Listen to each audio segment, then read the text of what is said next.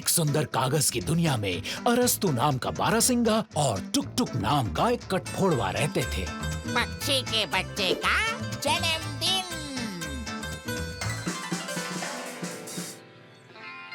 एक बार जब अरस्तु और टुक टुक ने अपने कागजी कैलेंडर में देखा तब पता चला कि वसंत आ गया है।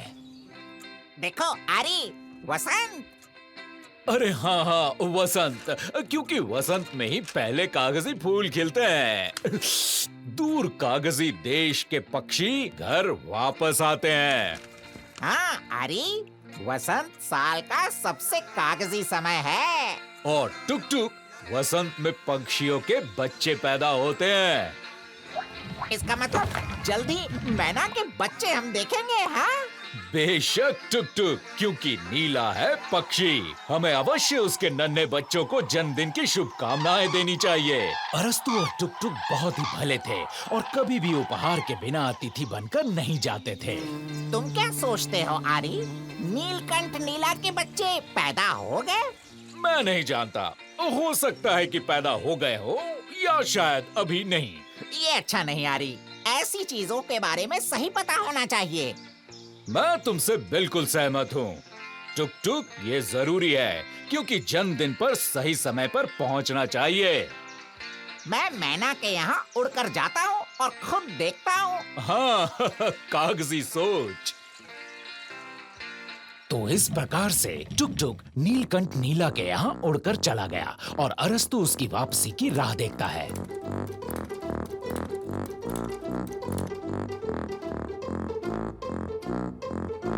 काफी लंबे समय तक इंतजार करना पड़ा, लेकिन अब अंत में टुक टुक वापस आ गया।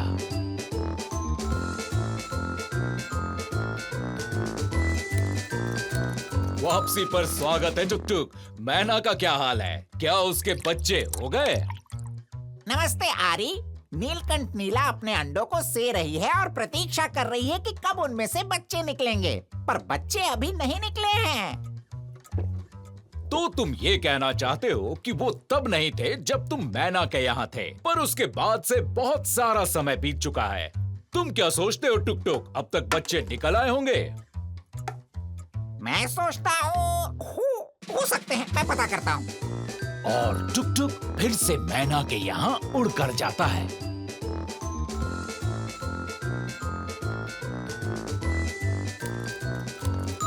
नन्हे पक्षी अभी पैदा नहीं हुए हैं। और अभी? मैं अभी पता करके आता हूँ। और टुक टुक फिर से उड़ जाता है मैना के यहाँ।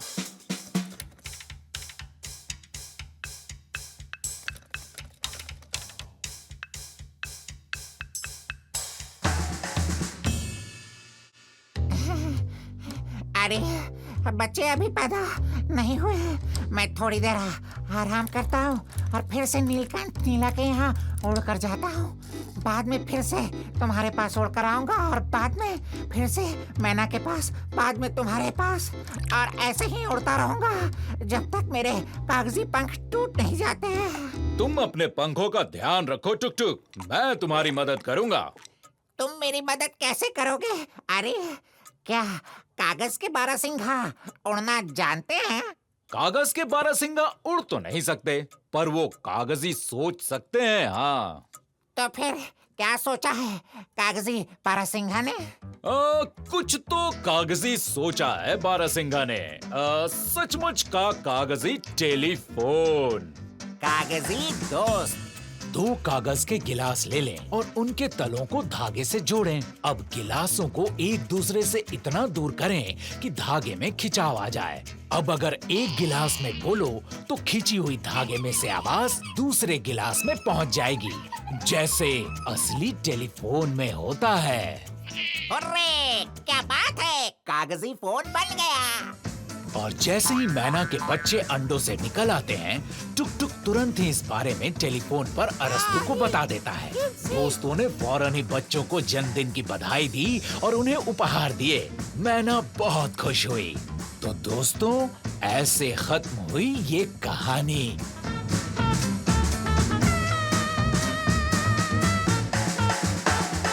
कागज का करिश्मा में